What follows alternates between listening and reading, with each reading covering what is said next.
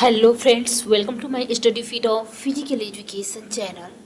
दोस्तों, ये anatomy physiology किसी पाचन तंत्र एवं पोषण एंड उपापचय से रिलेटेड क्वेश्चंस है। 20 एमसीक्यू क्वेश्चंस है आज के वीडियो में। सभी क्वेश्चंस आपके लिए इम्पोर्टेंट है। डेली बेसिस में आपको प्रैक्टिस करा रही हूँ, बिल्कुल फ्री में। और सब काम करते हुए आप 2 से 3 या 4 घंटा अपने लिए इस प्रिपरेशन के लिए ज़रूर दीजिए कि जो भी वैकेंसी आए उसमें आपका एक सीट जरूर रहे। तो दोस्तों, चलते हैं आज के क्वेश्चंस की तरफ। क्वेश्चन नंबर 1 है, थायमीन क्या है। तो दोस्तों, व्हाट इज थायमीन। आपको पता है कि थायमीन जो है विटामिन B1 का रासायनिक नाम है। तो एक विटामिन है। क्या है? विटामिन है। ऑप्शन नंबर ए राइट होगा। ठीक है। विटामिन B1 का रासायनिक नाम थायमीन है, जिसकी खोज फंक ने 1912 में किया। यह जल में पूर्णतः घुलनशील विटामिन है। आपको पता है वाटर सेलुबल विटामिन यानी कि जल में घुलनशील विटामिन B, C और H है, और फैट सोल्यूबल विटामिन यानी कि वसा में घुलनशील vitamin A, D, E, K है। एंड विटामिन B2 की कमी से, B1 की कमी से जो है भूख नहीं लगता, स्मरण शक्ति कमजोर होती है, पैरालिसिस हो जाता है, बेरी बेरी रोग हो जाता है, और चावल धोने से B1 नष्ट हो जाता है। अनाज के छिलके में B1 पाया जाता है। ठीक है। एंड क्वेश्चन नंबर 2 है कि शरीर के प्रत्येक किलोग्राम भार के लिए प्रति घंटा की दर से मूल ऊर्जा की आवश्यकता कितनी होती है। What is the basic energy requirement per hour for each kilogram of body weight. तो दोस्तों, 1.3 कैलोरी की आवश्यकता होती है। कितनी कैलोरी की आवश्यकता होती है? 1.3 कैलोरी की आवश्यकता होती है साधारण अवस्था में। जबकि कोई ट्रेनिंग कर रहा है उस दौरान एक एथलीट को 1 घंटे में 8.5 किलोग्राम आप पर बॉडी वेट के हिसाब से आवश्यकता होती है। जबकि एक सामान्य व्यक्ति को शुगर तथा स्टार्च को कार्बोहाइड्रेट के रूप में प्रतिदिन 300 ग्राम अपने भोजन में लेना चाहिए। क्वेश्चन नंबर 3 है। दोस्तों, यहाँ पे जो है मस्जिद बगल में है, इसलिए थोड़ा आपको आवाज़ सुनाई देता होगा, इसके लिए सॉरी। क्वेश्चन नंबर 3 है, 1 कैलोरी ऊर्जा की वह इकाई है जो 1 मिलीलीटर पानी के ताप को कितना बढ़ा देती है। तो दोस्तों, 1 कैलोरी उतनी ऊर्जा के बराबर होता है जो 1 ml पानी को 1 डिग्री सेंटीग्रेड तक बढ़ाने में जितना शक्ति लगता है। तो जैसे कि 14 डिग्री 14.5 डिग्री सेंटीग्रेड तापमान है, तो उसका 15.5 डिग्री सेंटीग्रेड बढ़ा देगी। ठीक है। तो ऑप्शन नंबर बी यहाँ पे राइट आंसर होगा। क्वेश्चन नंबर 4 है, भोजन के मुख्य कार्य क्या है। तो आपको पता है भोजन क्या करता है। तो नई कोशिकाओं का बनाना और टूटी फूटी कोशिकाओं की मरम्मत करना, यानी creating new cells and repairing damaged cell ही इसका कार्य है भोजन का। यानी कि एक व्यक्ति की पुनर्निर्माण करता है, जिसके परिणाम स्वरूप एक व्यक्ति के शारीरिक, संरचनात्मक एवं क्रियात्मक पहलू को बढ़ावा मिलता है। एंड जो भोज्य पदार्थ खाए जाते हैं वे शरीर को ऊष्मा द्वारा ऊर्जा प्रदान करते हैं, जिससे उसकी कार्यक्षमता अधिक बढ़ जाती है। खाया गया भोज्य पदार्थ शरीर का तापमान भी नियंत्रित करता है। क्वेश्चन नंबर 5 है, 2 ग्राम कार्बोहाइड्रेट में होती है। आपको पता है 1 ग्राम कार्बोहाइड्रेट से 4.1 कैलोरी ऊर्जा प्राप्त होती है, एंड 1 ग्राम प्रोटीन से 4.1 कैलोरी ऊर्जा प्राप्त होती है, और 1 ग्राम वसा यानी फैट से 9.1 कैलोरी ऊर्जा प्राप्त होती है। तो 1 ग्राम कार्बोहाइड्रेट से 4.1 कैलोरी ऊर्जा प्राप्त होती है, तो 2 ग्राम से कितना होगी? 8.2 कैलोरी। तो यहाँ पे 8 कैलोरी आपका राइट आंसर हो जाएगा। क्वेश्चन नंबर 6 है, स्वास्थ्य के लिए अच्छा पोषण क्यों जरूरी है। Why is good nutrition important for health. तो दोस्तों, स्वास्थ्य के लिए अच्छा पोषण क्यों जरूरी है। आपको पता है कि क्यों जरूरी है, इससे हमारा ग्रोथ एंड डेवलपमेंट होता है। आपका राइट आंसर हो जाएगा बी, ग्रोथ। ठीक है, हमारे शरीर की वृद्धि और विकास के लिए अच्छा पोषण जरूरी है। यानी किसी व्यक्ति का सामाजिक या आर्थिक स्तर जैसा भी हो, उसके स्वास्थ्य का मुख्य आधार उसका क्या होता है? भोजन ही होता है, पोषण ही होता है। भोजन या आहार विभिन्न पदार्थों का मिश्रण होता है जो जीवन के लिए अति आवश्यक है। या जबकि पोषण एक गतिशील प्रक्रिया है जिसमें आहार या भोजन के उपयोग से शरीर को स्वस्थ बनाया जाता है। आप जीने खाने के लिए खाली भोजन कर रहे हैं तो उसमें आपकी बॉडी नहीं बनेगी, बस जिंदा रहेंगे। बट आप एक उचित पोषण जैसे कार्बोहाइड्रेट, प्रोटीन, वसा, विटामिन, खनिज और जल एक संतुलित मात्रा में लेते हैं, बैलेंस डाइट, तो उसका आपके शरीर का अच्छा पोषण होगा। तो उस प्रक्रिया को कहा जाता है पोषण, जिसके द्वारा एक जीवित प्राणी भोजन को पचा लेता है तथा उसका प्रयोग ऊतकों की वृद्धि एवं प्रतिस्थापन के लिए करता है।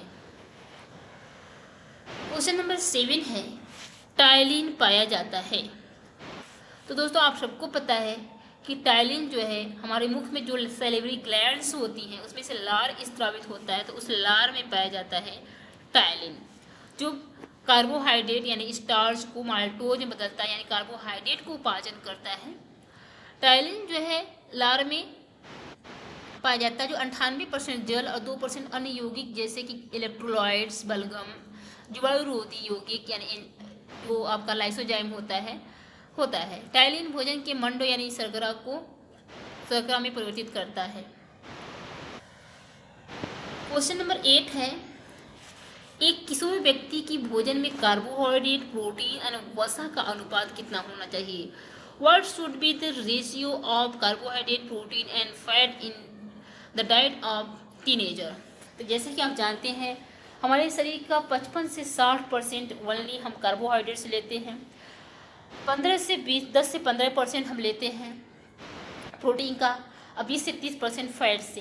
तो इसका जो अनुपात होता है 4:1:1 का अनुपात होता है, 4:1:1 का अनुपात होता है। क्वेश्चन नंबर 9 है, इनमें से कौन सा विटामिन घाव भरने में सहायक है? Which are the following vitamin helps in wound helping? तो दोस्तों आपको पता है कि कोशिकाओं को बांधे रखने में, अंतराकोशिकीय पदार्थ में मैट्रिक्स और धातु को डेंटिन का निर्माण में, और घाव भरने में इस सहायक होता है हमारा एस्कॉर्बिक एसिड यानी विटामिन सी। ठीक है, विटामिन सी। ठीक है, तो विटामिन सी का रासायनिक नाम है क्या है? Ascorbic acid. एस्कॉर्बिक एसिड याद रखिएगा। विटामिन सी ऊतकों में कोशिकाओं को परस्पर बांधे रखता है, घाव भरता है, आरबीसी का निर्माण करता है, इम्यूनिटी क्षमता प्रदान करता है, और व्यक्ति के शरीर में प्राकृतिक सुरक्षा का कार्य करता है। इसकी कमी से स्कर्वी हो जाता है। क्वेश्चन नंबर 10 है, 1 ग्राम कार्बोहाइड्रेट कितनी कैलोरी ऊर्जा उत्पन्न करती है? How many calories of energy does 1 gram of carbohydrate produce? आपको पता है 1 ग्राम कार्बोहाइड्रेट और प्रोटीन दोनों से 4.1 कैलोरी ऊर्जा प्राप्त होती है, तो ऑप्शन नंबर ए राइट होगा। एंड वसा से 9.1 कैलोरी ऊर्जा प्राप्त होती है। क्वेश्चन नंबर 11 है, विटामिन डी का रासायनिक नाम क्या है? What is the chemical name of vitamin D? तो आपको मैंने एक ट्रिक बताया था, रथ पर एक ट्रॉफी। ठीक है, रथ एक ट्रॉफी। ठीक है, क्या था? रथ एक टॉफी। ठीक है, तो र से आप क्या हो गया? रेटिनॉल विटामिन ए का रासायनिक नाम, थ से हो गया थायमीन विटामिन बी का रासायनिक नाम, ए से हो गया एस्कॉर्बिक एसिड विटामिन सी का रासायनिक नाम, और क से हो गया डी कैल्सीफेरॉल। ठीक है, कैल्सीफेरॉल विटामिन डी का रासायनिक नाम, और ट से हो गया E vitamin tocopherol vitamin E का रासायनिक नाम, फी से हो गया के फिलोक्विनोन विटामिन के का रासायनिक नाम। तो यहाँ पे विटामिन डी का रासायनिक नाम है कैल्सीफेरॉल। क्या है? कैल्सीफेरॉल। आपको पता होना चाहिए जो विटामिन डी है उसको हम कैल्सीफेरॉल रासायनिक नाम है, इसको anti rachitic vitamin, natural vitamin, kidney hormone आदि नामों से जानते हैं। इसमें 2 विटामिन मोस्ट होता है, विटामिन D2 और D3।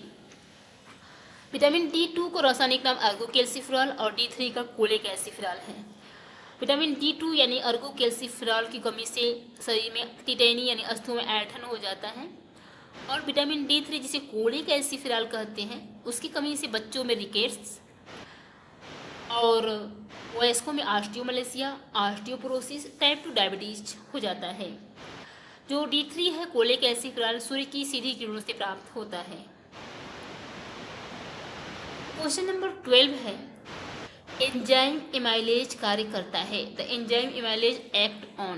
तो दोस्तों जैसा कि आप जानते हैं कि जैसे हम मुख में भोजन लेते हैं तो मुख से लार ग्रंथि होती है, उसमें से लार निकलता है, उसमें टैलिन नामक एंजाइम होता है जो कार्बोहाइड्रेट का पाचन करता है।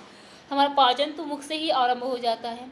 जैसे ही ये भोजन जाता है हमारे आमाशय में, जहाँ पे जठर ग्रंथि से निकलने वाले HCl और उससे निकलने वाले एंजाइम जो है पेप्सिन, रेनिन, गैस्ट्रिक लाइपेज होता है, तो वहाँ पे आपका पाचन ग्लूकोज कार्बोहाइड्रेट का नहीं होता है। जो आमाशय में होता है वहाँ पे आपका पेप्सिन से प्रोटीन का पाचन, प्रोटीन को पेप्टिन में बदलता है, रेनिन दूध का पाचन करता है और लाइपेज वसा का पाचन करता है। फिर जाता है आपका छोटी आंत में। छोटी आंत में नली जुड़ी रहती है आग्नाशय की और पित्ताशय की।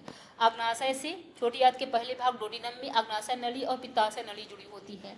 तो आग्नाशय में जो एमाइलेज, लाइपेज, ट्रिप्सिन नामक एंजाइम होती है जो आकर के छोटी आंत के प्रथम भाग डोडिनम में भोजन में मिलती है।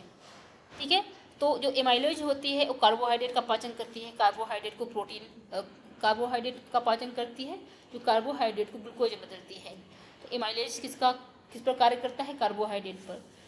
ठीक है, जो लाइपेज होता है वो फैट का पाचन करता है, पित्त रस की सहायता से ग्लिसरॉल और फैटी एसिड में बदलता है। जो ट्रिप्सिन होता है जो आमाशय में प्रोटीन को पेप्टोन में बदला रहता है उसी को पॉलीपेप्टाइड में बदलता है। क्वेश्चन नंबर 13 है किन्हीं में से किससे ऊर्जा प्राप्त नहीं होती? Which of the following does not provide energy? आपको पता है हमारे भोजन में ऊर्जा का मुख्य स्रोत कार्बोहाइड्रेट, प्रोटीन और वसा है। ठीक है, कार्य के आधार पर पोषक तत्वों को 3 भागों में डिवाइड किया गया है। ऊर्जा प्रदान करने वाले जिसमें कार्बोहाइड्रेट और वसा है, शरीर का निर्माण करने वाले, टूट फूट का मरम्मत करने वाले प्रोटीन है, शरीर की रक्षा करने वाले, इम्यूनिटी प्रदान करने वाले हैं विटामिन और मिनरल्स। ठीक है, विटामिन और खनिज लवण। यहाँ पे विटामिन आपका सही होगा, जो ऊर्जा नहीं देता हमारे शरीर को रक्षा करता है। क्वेश्चन नंबर 14 है प्रोटीन अंतिम रूप से टूटता है। Protein are finally broken down into. तो आपको पता है हम जो खाना खाते हैं कार्बोहाइड्रेट, प्रोटीन, वसा, तो जो हमारा कार्बोहाइड्रेट होता है बॉडी में जाकर के कार्बोहाइड्रेट ग्लूकोज बनकर टूटता है और वसा जो है फैटी एसिड ग्लिसरॉल में टूटता है और प्रोटीन जो है अंतिम रूप से टूटता है अमीनो एसिड में, अमीनो अम्ल में। ठीक है, प्रोटीन जो है अंतिम रूप से अमीनो अम्ल में टूटता है। क्वेश्चन नंबर 15 है मानव शरीर की बनावट में प्रोटीन का अनुपात कितना होता है? What is the proportion of protein in the composition of human body? दोस्तों जैसे कि आप जानते हैं 55 से 60% हमारा कार्बोहाइड्रेट बनावट में अनुपात होता है एंड 20 से 30% फैट एंड 10 से 15% आपका प्रोटीन होता है। यहाँ पे 17% आपका राइट आंसर हो जाएगा। मानव शरीर की बनावट में 17% प्रोटीन का अनुपात होता है। क्वेश्चन नंबर 16 है, यहाँ पे आपको मिलान करना है। आप एकदम इजी क्वेश्चन है, अच्छे से मिलान कर सकते हैं आप। A, B, C, D। तो यहाँ पे देखते हैं विटामिन ए की कमी से क्या हो जाता है? रक्तवृद्धि नहीं, नाइट ब्लाइंडनेस। ठीक है, तो ए का क्या हो गया? 4। फिर आपका विटामिन बी की कमी से क्या हो जाता है? एनीमिया। विटामिन B6 और B12 की कमी से बी का क्या हो जाएगा? 1।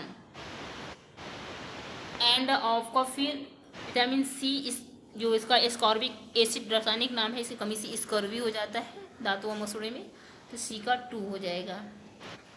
फिर आपका विटामिन डी की कमी से रिकेट्स सूखा रोग हो जाता है, डी का 3 हो जाएगा। 4 1 2 3 4 1 2 3 ऑप्शन नंबर बी यहाँ पे राइट आंसर होगा। क्वेश्चन नंबर 17 है खिलाड़ियों को नमक अधिक लेना चाहिए, क्यों? दोस्तों जैसा कि हम जितना खिलाड़ी जो है एक्सरसाइज या एक्टिविटीज़ करते हैं तो पसीना ज़्यादा निकलता है। ठीक है, इसकी वजह से पसीना चलने की वजह से शरीर में नमक की मात्रा कम हो जाती है। इसलिए जो खिलाड़ी होते हैं, एथलीट्स होते हैं, उसको ज़्यादा अन्य पर्सन की अपेक्षा नमक लेना चाहिए। क्वेश्चन नंबर 18 है प्रोटीन का पाचन होता है, protein digestion takes place in. तो दोस्तों जैसे ही भोजन हमारे मुख में जाता है तो मुख में टैलिन नामक एंजाइम से कार्बोहाइड्रेट का पाचन होता है, फिर भोजन जाता है आपका अमाशय यानी स्टोमच में, ठीक है। तो स्टोमच में जब जाता है तो वहाँ पे उसका मुलाकात होता है जठर रस से निकलने वाले रस एसियल और enzyme pepsin rennin gastric lipase. जो पेप्सिन होता है वो प्रोटीन को पेप्टोन में बदलता है, यानी कि जो हमारे पाचन कहाँ हुआ प्रोटीन का, हमारे उदर यानी स्टोमच में, फिर उसके बाद जाता है कहाँ पे, छोटी आंत के पहले भाग में डोडिनम में, तो वहाँ अग्नाशय नली जुड़ी रहती है। अग्नाशय में एमाइलेज लाइपेज ट्रिप्सिन एंजाइम होता है। एमाइलेज कार्बोहाइड्रेट का पाचन करता है, लाइपेज वसा का, और ट्रिप्सिन जो है जो पेप्टोन में बदला रहता है स्टोमच यानी पेट में उदर में, उसको पॉलीपेप्टाइड में बदलता है। तो उसका छोटी आंत में, उदर और छोटी आंत में यानी कि स्टोमच और स्मॉल इंटेस्टाइन में प्रोटीन का पाचन होता है, याद रखिएगा। क्वेश्चन नंबर 19 है इनमें से कैल्शियम की प्राप्ति का सबसे अच्छा साधन क्या है? Which of the following is the best source of calcium? आपको पता ही है दूध जो संपूर्ण आहार एक आपका बोला जाता है, तो दूध एक अपारदर्शी सफ़ेद द्रव है, ठीक है। इसमें कैल्शियम के अतिरिक्त आपका विटामिन ए, डी, के, ई, फास्फोरस, मैग्नीशियम, आयोडीन व कई खनिज लवण और वसा भी होता है। 100 ग्राम दूध में 113 मिलीग्राम यानी 11% कैल्शियम होता है। 100 ग्राम दूध में 113 मिलीग्राम यानी कि 11% कैल्शियम होता है, याद रखिएगा। क्वेश्चन नंबर 20 है आज के सेशन का लास्ट क्वेश्चन। इनमें में से सबसे कम कैलोरी प्रदान करने वाला खाद्य पदार्थ है। Which of the following food item provides less calories? दोस्तों यहाँ पे सबसे ज़्यादा प्रोवाइड करता है, सबसे कम वाला बात किया है तो सबसे कम यहाँ पे गाय का दूध हो गया, ठीक है। सबसे कम 100 ग्राम गाय के दूध में 42 कैलोरी, एक अंडे में 155 कैलोरी, 100 ग्राम मक्खन में 717 कैलोरी और 100 ग्राम पनीर में 402 कैलोरी एनर्जी मिलती है। तो दोस्तों ये था आज के सेशन का 20 MCQ क्वेश्चंस। जो भी क्वेश्चंस में डाउट होगा कमेंट में ज़रूर बताइए और ज़्यादा से ज़्यादा वीडियो को शेयर कीजिए जिससे और लोगों तक वीडियो पहुंच सके। तो दोस्तों मिलते हैं नेक्स्ट वीडियो प्रैक्टिस में, तब तक के लिए जय हिंद।